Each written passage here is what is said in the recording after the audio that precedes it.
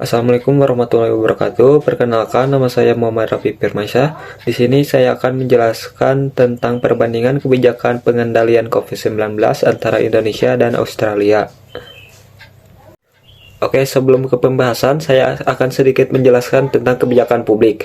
Kebijakan publik adalah aktivitas pemerintah yang dilakukan untuk memecahkan masalah yang terjadi di tengah masyarakat, baik secara langsung maupun melalui lembaga pemerintah.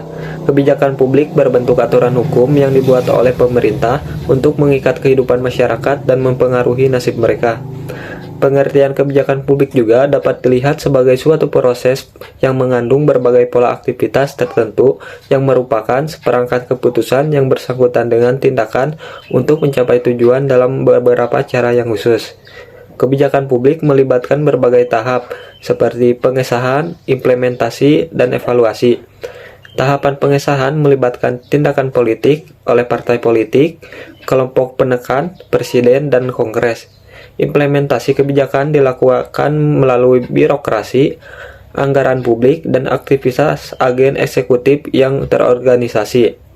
Evaluasi kebijakan dilakukan oleh lembaga pemerintah sendiri, konsultan di luar pemerintah, pers, dan masyarakat.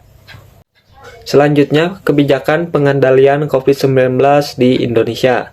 Pemerintah Indonesia telah menerapkan beberapa kebijakan untuk menghambat penyebaran COVID-19, seperti penjarakan sosial, menutup sekolah dan tempat kerja, serta menutup penerbangan internasional.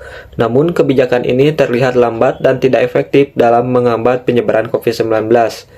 Adapun alasan yang mungkin menyebabkan kebijakan tersebut tidak efektif, yaitu kurangnya koordinasi, pendataan COVID-19 antara pemerintah pusat dan daerah menjadi permasalahan. Gugus tugas percepatan pengendalian COVID-19 harus memperbarui data setiap hari. Tetapi kurangnya koordinasi ini menghambat proses mitigasi COVID-19. Yang kedua yaitu lambatnya pengambilan kebijakan. Indonesia tidak menggunakan basis pengetahuan keilmuan individu dalam menyikapi dan mengambil keputusan pada masa penyebaran COVID-19 pada bulan Januari hingga Maret 2020. Hal ini terlihat pada lambatnya pengembalian kebijakan dan respon yang tidak cepat dalam menghadapi pandemi. Selanjutnya yaitu kurangnya komunikasi publik. Pemerintah Indonesia tidak menggunakan analisis strategi pengendalian COVID-19 berdasarkan data yang valid. Terlihat adanya inkonsistensi dalam menerapkan kebijakan terkait COVID-19, seperti perubahan konsep social distancing menjadi physical distancing, dan kemudian kebijakan pembatasan sosial berskala besar.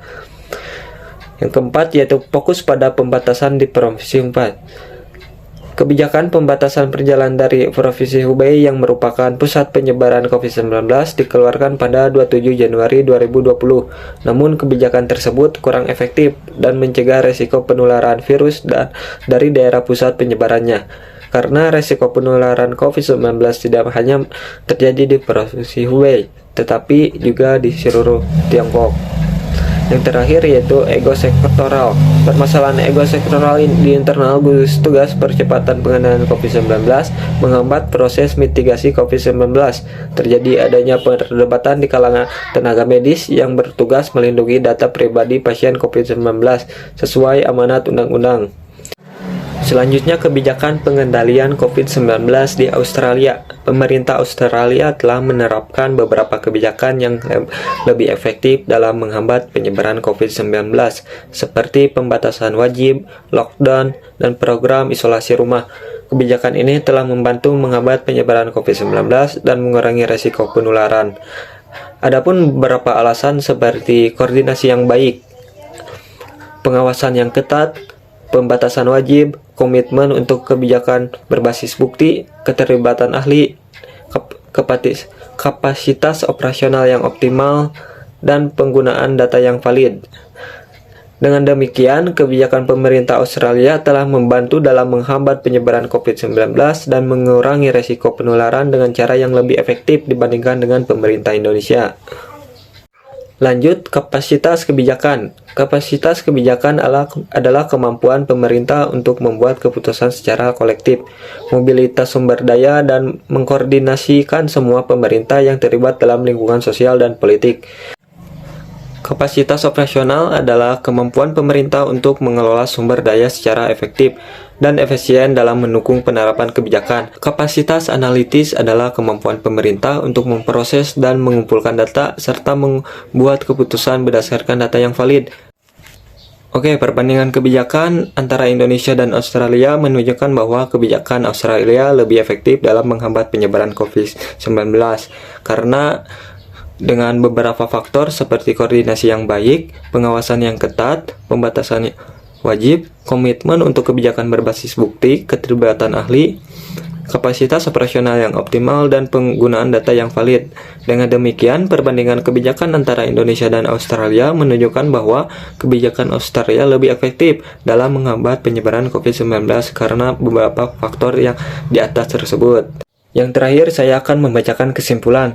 Kesimpulan dari perbandingan kebijakan pengendalian COVID-19 antara Indonesia dan Australia adalah bahwa kebijakan Australia lebih efektif dalam menghambat penyebaran COVID-19. Pemerintah Indonesia perlu meningkatkan kapasitas kebijakan dan operasionalnya untuk menghadapi pandemi ini. Sekian, terima kasih dari pemaparan materi saya. Wassalamualaikum warahmatullahi wabarakatuh.